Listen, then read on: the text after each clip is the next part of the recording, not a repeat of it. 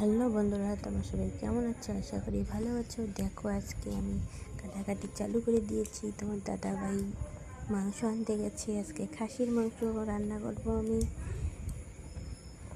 দেখতে থাকো ভিডিওটা।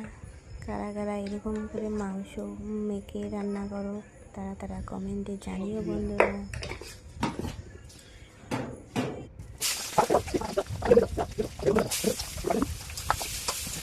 ভিডিওটি ভালো লাগলে লাইক, কমেন্ট, শেয়ার করে দিন, সাবস্ক্রাইব করে দিন।